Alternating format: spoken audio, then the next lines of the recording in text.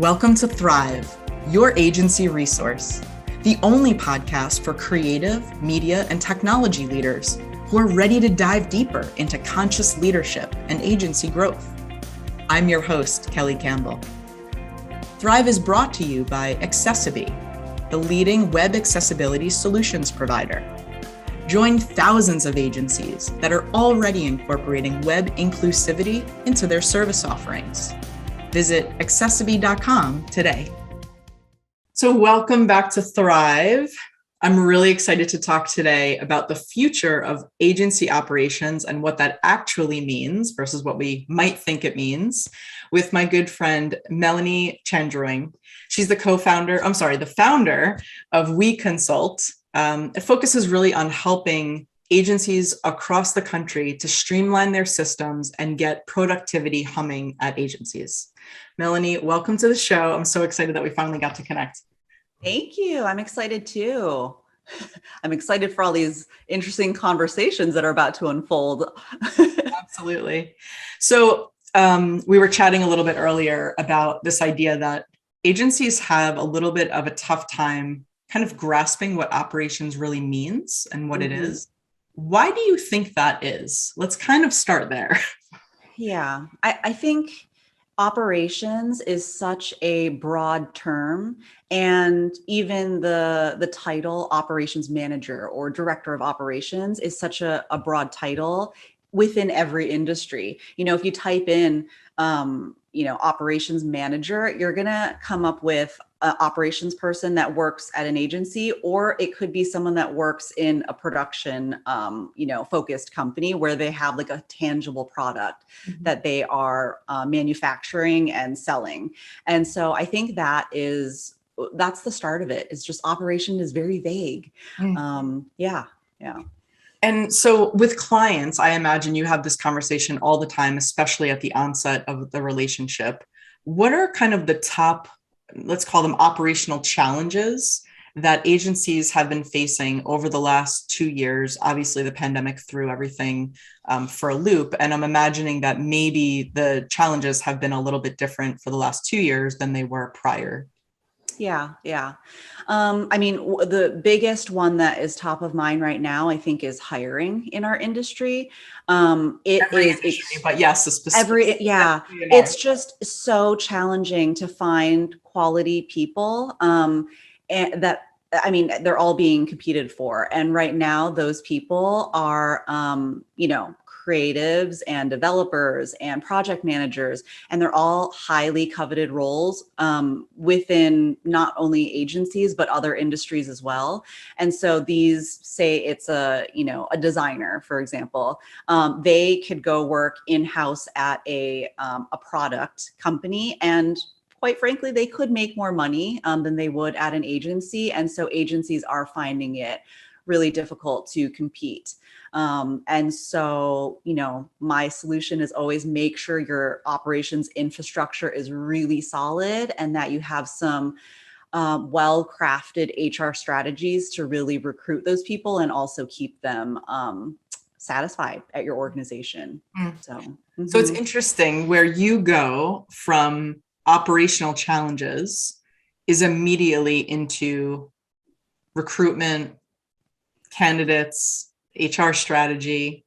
And I think that in and of itself is kind of interesting because I think it rubs up against the understanding or maybe the misconception that agencies have over operations being this kind of bucket and not necessarily touching the people. They think about it more like the systems. And I know that you do focus on financial systems and project management systems and things like that, but it's almost like those are the tools of the trade. But the actual, what makes it all work are the people, right? So do you ever have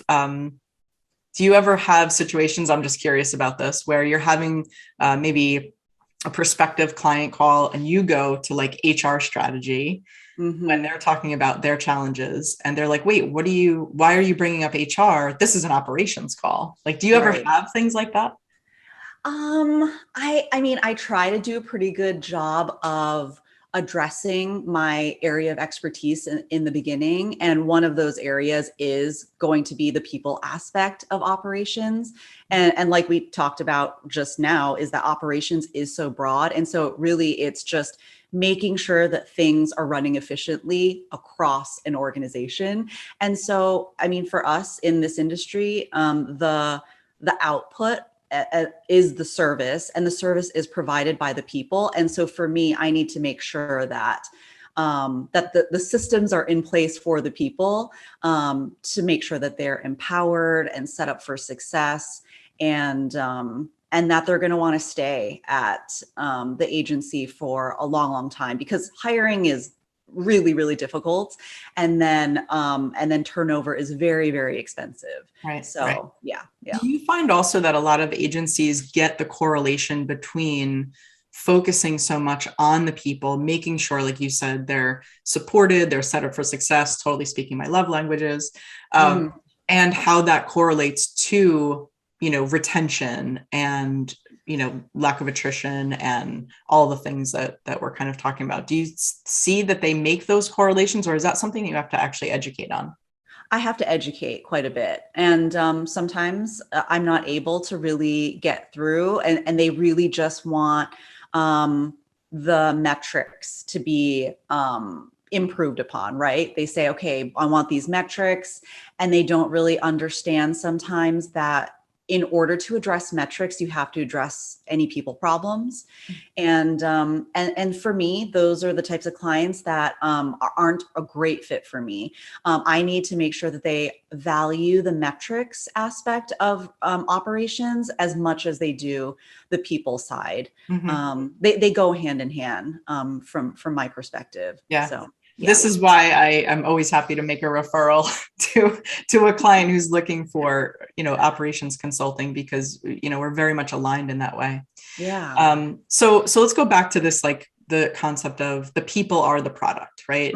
I've been saying that a long time. You've been saying that a long time. And that those people are actually what comprises a system, right? So here we're not talking about tools. We're talking about the people who are actually helping all of those gears turn in the right ways. Right. Can you talk a little bit about why you in particular are so passionate about this? Because you could have gone in lots of different directions from an operational standpoint, but you chose to focus, really zero in on the people. And I'm curious about that. Yeah, absolutely. I mean, one of the first agencies that I worked at, I was in-house at agencies for a long time. I was really lucky that I got to learn the value of process at that organization. I mean, it was a little bit overkill. They had process for everything. And so in that aspect, it did stifle creativity a bit. But from my kind of admin operations mindset, I was like, oh my God, this is music to my ears. This is amazing. But where the agency didn't shine was managing people. And that was really a really, really difficult experience. Part of my, career kind of trauma, if you will. There was the owner of the business was really, he wasn't a great manager. He wasn't great at managing people. And I was unfortunately one of the people that were his direct reports. And so I think, part of me, it kind of fights for the people. When I do work with an agency, I have this passion that burns inside that I need to make sure that the people of that agency are taken care of, and that leadership view it as an important aspect as well. And so it's something that I can talk all day about, is making sure people are taken care of. So that is really what kind of seared it in for me. And I've talked about this before, that I almost feel like I'm kind of doing the work to kind of heal my past self a little bit. And so, it was really, something that's just seared into my memory forever. And that kind of made me who I am today. Yeah. So. Did you know that 1 out of 5 people in the US is living with some form of disability? I'm proud to partner with Accessity as they work toward the mission of making the web accessible to everyone. It's time to prioritize inclusivity. Ensure that your own website and your client sites can be accessed by all and that they're ADA compliant. Head over to accessity.com/thrive to learn more about their agency partner program. Now, back to the show. So interesting. And I love kind of hearing those backstories because we all have those stories as to like how we got into what we're doing now. Mine is very similar to that, right? But I love the fact that your realization around kind of healing this traumatic experience is like, oh, this is maybe part of my purpose in the world is to get in from the operational consulting, standpoint, and then kind of advocate for the people by way of the people comprise the systems, and it leads to better output, more innovation, more collaboration, the whole thing.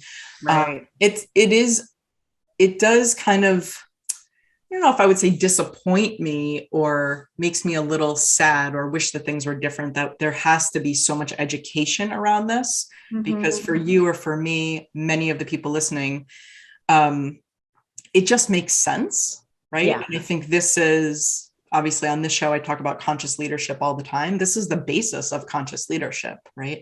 Especially in the services industry, whether it's creative services or other. So yeah, just fascinating. So thank you for sharing that story. Yeah, of course. So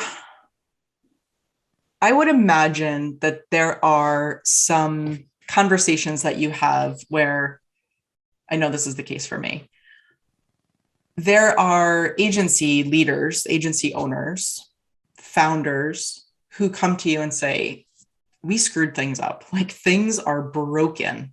We have no idea. Either it was like we grew too fast or we just never set up things properly or people are leaving. Like there's lots of kind of symptoms of a broken agency. What do you typically recommend when leaders kind of say, does this make sense for us to engage? When is the right time? Is now the right time? What should we be thinking about? What are the criteria? I mean, there's a lot to that question, but it's, I think it's kind of important because it may be on the minds of the people who are listening or watching. Well, I think the first thing that I like to dig into is how ready are they for change? Because when there are those types of symptoms that you listed, that it's a pretty clear, what's the word I'm searching for? Indication. Yeah. That something needs to be fixed.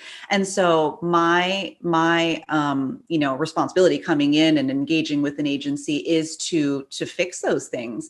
But it can be disruptive for an agency. And so really just having those conversations really early to gauge, are they ready for that type of disruption? Are they ready for that type of change within an organization? And how is the team going to respond as well? I like to gauge, do you think, how's the team going to respond if we rolled out a whole new process for X or Y or Z? And then I like to also, when I come in, I do interviews with someone from every team just to make sure that that all the information is there. I'm getting every aspect from every department.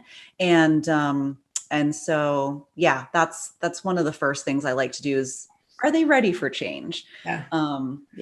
Yeah. I've had, and I start my process the same way. I typically work with agencies that are 50 people or fewer. And so as part of my first phase, I'm interviewing, in many cases, almost everybody at the agency. But if it makes, an agency of 50 or more, I'm going to probably interview half of them, send out a survey for the rest, that kind of thing. But I'm curious about if you've ever gotten any pushback, because that's one of my initial questions is like, this is how I start my process. It's really important to get that holistic perspective of how everyone views what's working, what's not working. Are there opportunities for improvement from their perspective, especially because they're the ones doing the work, right? Right. Have you ever gotten pushback to say, wait, why do you want to talk to all of these people? it's really the leadership team who has all of the insights that you're going to need. Have you ever gotten that? I have. Yeah. Yeah. Fascinating to me. Like that, to me, that's a red flag. I'm not going to work with an agency that way. Exactly. I have that same criteria. I've had owners and leadership come to me and they say, well, we already know what all the issues are. We just need you to come and execute. And that really doesn't give us credit for our expertise and what we can provide. Because I think, and I don't know, I'm making this assumption that part of our kind of superpower is to really get down to the nitty gritty of what is going on. Yes. And like I said, I'm like kind of trying to heal this past, self of mine. And I like to make sure that it's clear that I'm advocating for them and also looking out for what's best for the agency at the same time. So having that kind of conversation with people, they usually do open up quite a bit. And it's almost like, oh, finally, I have someone to talk to that really understands and can do something to help. Yeah. So, I have the exact same experience. We've had other conversations. We've never had this particular conversation. And I find it so fascinating that your experience is exactly the same. Mm-hmm. And with those discussions with the employees, they feel so seen, so heard.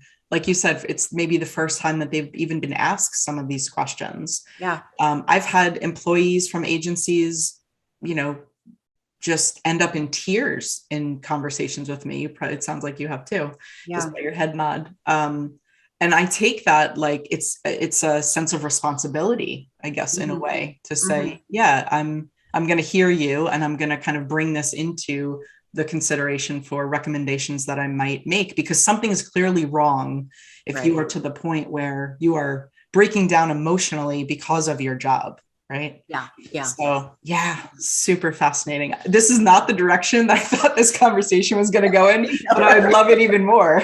Yeah, I know. And also that aspect of it gives us a little bit of skin in the game too, right? You're connecting with the people that are on the ground floor doing the work. And this is their livelihood. They're providing for themselves and sometimes their families. And so that just gives us more motivation to do our job well. Yeah. And so, hopefully that if anyone's listening and you're hesitant to do it, just have us do the stakeholder interviews. Super important. So we were, setting out to talk about the future of agency operations. And I'm wondering if what we're actually coming around to is the future of agency operations is not about systems in terms of tools, right? So much as it's the future of agency operations is your people, right? And that's not kind of a way to back out of getting to, what does the future look like? I think the whole economy is changing so much. And so employees are literally just not going to stand for certain ways in which they were treated before, or having leadership that doesn't support them, that doesn't care about them, and sees them as expendable, sees them as only metrics and not as humans. And so I kind of like this idea of where we've arrived as like the future of agency operations is people. Yeah. It's always been people, but you actually don't have a choice anymore, because you used to be able to replace people really easily, and you no longer have that option. Yeah. Which is great. I think it's forced, agencies to really take a good look at themselves and to analyze how they can treat their people better. I've seen agencies where it's like, that's the name of the game, is to just burn and churn. And they go through employees and they say, oh, well, there's another person waiting in the wings and we're just going to pull them in when that other person burns out. And it's just so unfortunate. Sure, their agency can be profitable and successful in many ways, but my indication of success is also just how employees experience a company when they're at it. So that's important as well. Yeah, how they experience it, and to come back to your story, so that they're not feeling like, going forward in their lives that they have to like heal from this experience, right? You want to create, imagine, I hope you want to create positive experiences for people who are under your leadership, under your stewardship. And And I think that actually has to be part of the metrics conversation. Right. Absolutely. Mm-hmm. Yeah. Melanie, I love this conversation. I could talk to you for 3 more hours about it. Let's leave it there. Maybe at some point we'll do a part 2, but thank you so much for coming on the show today. I really, really appreciate you. Yeah, absolutely. Thank you for having me. I hope you enjoyed this episode. Be sure to subscribe wherever you watch or listen. And a final note of gratitude to the official sponsor of Thrive, Accessity, the leading web accessibility solutions provider. Learn more about the win-win proposition and keep your clients' websites inclusive and compliant. Be sure to check out their partner program for your agency today at accessity.com/thrive.